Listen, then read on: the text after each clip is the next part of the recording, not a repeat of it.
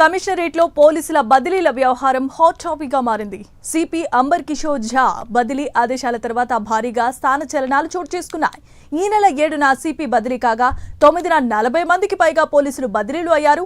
5గురు మినహా మిగిలిన వారందరికీ సెంట్రల్ జోన్ లో పోస్టింగ్లు ఇచ్చారు. ఇటు 10న నూతన సిపిగా సన్ప్రీత్ సింగ్ బాధ్యతలను చేపట్టగా ఈ నెల 7 నుంచి 10వ తేదీలోపు పోస్టింగ్లపై ఆసక్తికరమైన చర్చ నడుస్తోంది. కమిషనరేట్ లో ఓ అధికారి చక్రం తిప్పారని జిల్లాలో ప్రచారం జోరుగా జరుగుతోంది.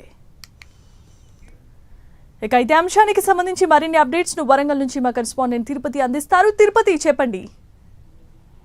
జమీమా, వరంగల్ పోలీస్ కమిషనరేట్ లో జరిగినటువంటి పోలీస్ సిబ్బంది బదిలీల వ్యవహారం చర్చనీయాంశంగా మారింది. పాత సిపి అంబర్ కిషోర్ ఝా బదిలీపై వెళ్తున్నటువంటి రోజే భారీగా బదిలీలు జరగడంతో పోలీసు వర్గాల్లో కావచ్చు జిల్లాలో తీవ్ర చర్చ కొనసాగుతుంది. 7వ తేదీన సిపిని బదిలీ చేస్తూ రాష్ట్ర ప్రభుత్వం ఉత్తర్వులు జారీ చేసింది. అయితే 9వ తేదీన 40 మందికి పైగా పోలీస్ సిబ్బంది బదిలీలు పోస్టింగ్లు జరిగాయి. 5గురు మినహా మిగిలిన వారందరికీ సెంట్రల్ జోన్ పరిధిలో పోస్టింగ్ ఇచ్చారు. 10వ తేదీన నూతన పోలీస్ కమిషనర్ గా సన్ప్రీత్ సింగ్ ఛార్జ్ తీసుకున్నారు. ఒకరి బదిలీ, మరొక ఐపీఎస్ అధికారి ఛార్జ్ తీసుకున్నటువంటి వ్యవధిలోనే ఈ పోస్టింగ్ జరగడం, ఈ బదిలీలు జరగడం ఆసక్తికర చర్చ కొనసాగుతుంది. డిపార్ట్మెంట్ లో హాట్ టాపిక్ గా 40 మంది సిబ్బంది బదిలీలపై చర్చ కొనసాగుతుంది. పోలీస్ కమిషనరేట్ పరిధిలో ఓ అధికారి చక్రం తిప్పి బదిలీలపై బదిలీలు చేసినట్టు జిల్లాలో అయితే తీవ్రంగా ప్రచారం కొనసాగుతున్న పరిస్థితి కనబడుతుంది. పోలీస్ కమిషనరేట్ లో ఒకేసారి 40 మంది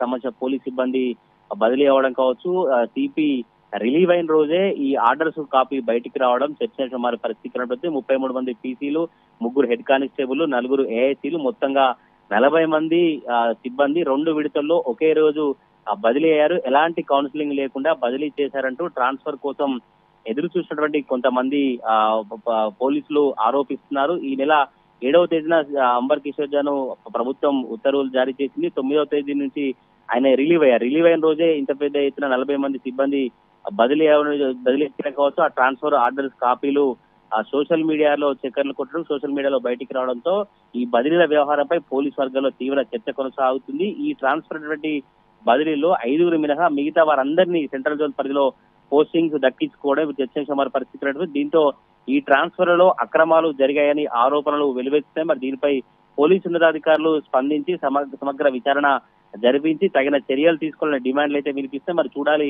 నూతన కమిషనర్ ఈ వ్యవహారంపై స్పందిస్తారా, ఈ బదిలీల వివాదానికి స్పందించి ఎట్లా స్పందిస్తారు, సమగ్ర విచారణ చేసి ఎవరైతే ఇందులో ఉన్నారో వారిపై చర్యలు తీసుకుంటారా, ఎట్లాంటి చర్యలు తీసుకుంటారో, ఇంకా వరంగల్ పోలీస్ కమిషనరేట్ లో ఎటువంటి ఆసక్తికర పరిణామాలు కావచ్చు, ఈ బదిలీల వ్యవహారం ఎలాంటి పరిణామాలకు దారితీస్తుందో చూడాలి జమీమా.